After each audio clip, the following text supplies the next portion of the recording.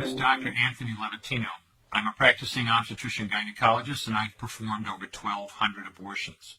Today I'm going to describe a second trimester surgical abortion called dilatation and evacuation, or D&E. The D&E is performed between 13 and 24 weeks of pregnancy. After administering anesthesia, the abortionist uses a weighted speculum, like this one, that opens the vagina widely. Because second trimester babies are so large, this greater access facilitates a late-term abortion. Late-term abortion requires that the cervix be prepared 24 to 48 hours in advance with laminaria. Laminaria is a type of sterilized seaweed that absorbs water over 8 to 12 hours and swells to several times its original diameter. Once removed, metal dilators can be used to further open the cervix as needed. Once the cervix has been stretched open, the suction tube is placed inside. A baby at 20 weeks gestation is as big as the length of my hand, from head to rump, not counting the legs. The suction machine is turned on, and pale yellow amniotic fluid surrounding the baby is suctioned out through the catheters. With babies this big, they don't fit through catheters this size. The baby's bones and skull are too strong to be torn apart by suction alone. This is a Sofer clamp. A Sofer clamp is made of stainless steel. It's about 13 inches long.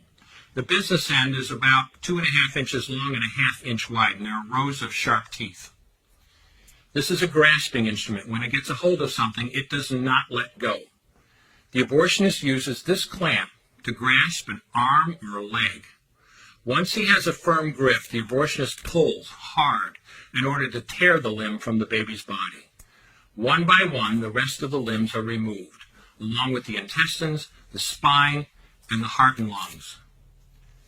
Usually the most difficult part of the procedure is extracting the baby's head, which is about the size of a large plum at 20 weeks. The head is grasped and crushed. The abortionist knows he has crushed the skull when a white substance comes out of the cervix. This was the baby's brains. The abortionist then removes skull pieces.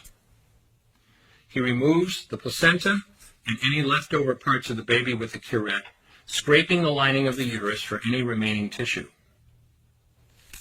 The abortionist then collects the baby parts and reassembles them to make sure that there are 2 arms, 2 legs, and all the pieces. Once all the parts have been accounted for, the abortion is complete. For the woman, this procedure carries a significant risk of major complications, including perforation or laceration of the uterus or cervix, with possible damage to the bowel, bladder, and other maternal organs. Infection and hemorrhage can also occur, which can even lead to death.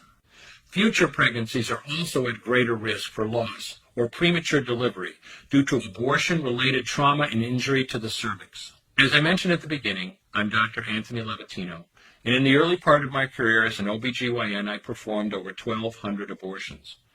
One day, after completing one of those abortions, I looked at the remains of a preborn child whose life I had ended, and all I could see was someone's son or daughter.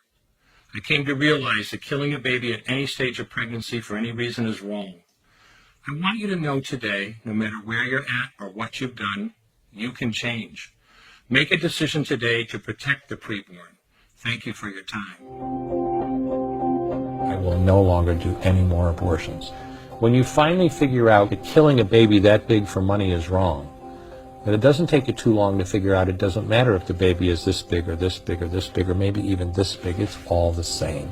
And I haven't done any since then, and I never will.